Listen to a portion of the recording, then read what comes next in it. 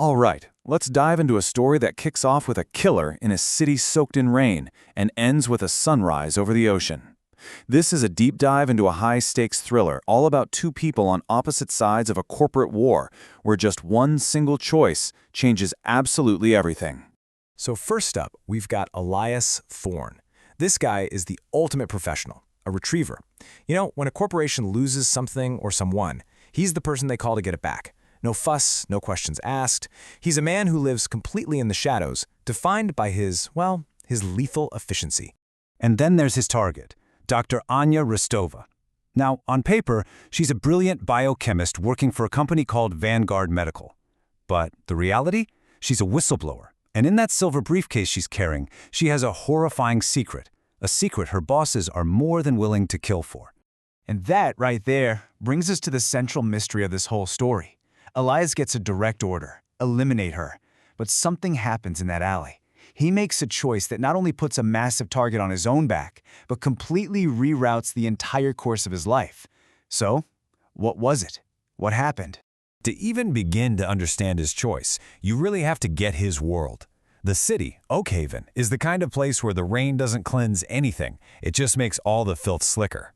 It's a city with no second chances, and it's the very world that forged Elias Thorne. The official term for his job is retriever. It sounds almost harmless, doesn't it?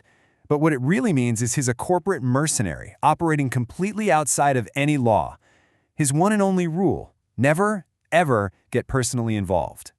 And here's the core conflict laid out plain and simple. You've got Elias, a destroyer, a man paid to make things and people vanish. And then you have Anya, a creator, a scientist, whose whole life is about healing. They are total opposite forces about to have a head-on collision in a dark, rainy alley. This is the moment it all flips. Anya, cornered, doesn't just plead for her life. No, she reveals the true stakes. This isn't just about some corporate secret anymore. It's about a bioweapon, something she calls the Chimera strain, and a plot that's going to kill millions. She's not just trying to save herself, she's trying to save the world. And just as Elias is trying to process this world-ending revelation, the order comes cracking through his earpiece. It's cold, it's direct, it is completely unambiguous. There's no gray area here. He's not just a retriever anymore. He's just been ordered to be an executioner. So this is it, the moment of truth. Does he follow the orders that have basically defined his entire life? Or does he listen to this desperate scientist and trust an instinct he thought he buried a long, long time ago? And with those 6 words, Elias Thorne switches sides. He crushes his earpiece under his boot, effectively declaring war on the only people he's ever worked for. This is it, the point of no return. The thriller just became a desperate fight for survival. Okay, that brings us to the next chapter, Sanctuary and the Storm. Their escape leads them off-grid to a secluded mountain cabin. It's a temporary safe house, a sanctuary. But the real storm isn't the one brewing outside. It's Vanguard, and they are closing in. In the quiet of that cabin, totally isolated, their relationship just accelerates. It starts out pretty simple, with Anya patching up a gunshot wound Elias took during the escape. From there, they start to talk, to actually understand each other, the creator and the destroyer. By day 3, something's changed. A deep, unbreakable bond is formed. So why did he do it? Well, here's his answer. In Anya, he didn't just see a target. He saw a reflection of a part of himself he thought was long gone. He saw someone fighting for something bigger than just money or survival, and it made him realize he didn't want to be a ghost anymore. And then, just like that, their peace is absolutely shattered. Vanguard finds them. In a split second, the sanctuary becomes a war zone. Elias is badly wounded, and Anya, she's taken. Which throws us into the final act, the one-man war. They leave Elias for dead, but he survives. And the man who didn't want to be a ghost anymore, he reaches back and fully embraces that past, becoming this unstoppable force of pure vengeance. He made a promise, and now he's going to make Vanguard pay. His assault on Vanguard Tower is, well, it's a masterclass in controlled chaos. He doesn't sneak in, he makes a very loud entrance. What follows is just a brutal floor-by-floor battle, which leads to some crucial help from an unexpected ally. And it all ends in a final, very personal showdown. And this is just a fantastic turn of events. Anya is no damsel in distress, not even close. The second she breaks free, she gets to a terminal and seizes control of the entire building's security system.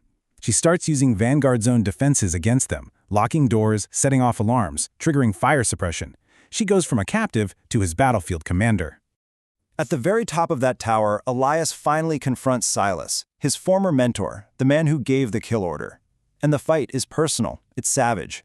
For Silas, it's just business, tying up loose ends. But for Elias, this is everything. After the final battle, with Elias victorious but barely standing, Anya executes the final checkmate. She uses her briefcase and the master terminal to systematically purge everything. She deletes the virus and, this is crucial, she also deletes the cure. She makes sure Vanguard has no weapon, no product to sell, no reason to kill anyone ever again. The threat is gone, for good.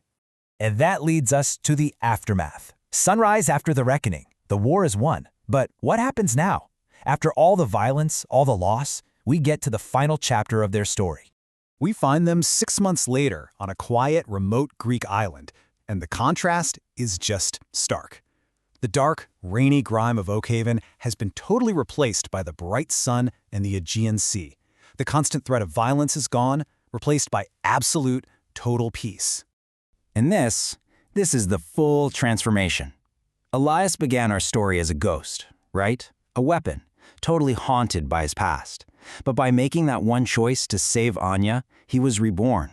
He's no longer defined by the man he used to be, but by the future he fought so hard to create. And that leaves us with this final question to think about. Elias earned his peace through unbelievable violence. He had to become that monster one last time to finally become a man. It really makes you wonder, what does it truly take to atone for a life lived in the shadows? And is any price too high for a second chance?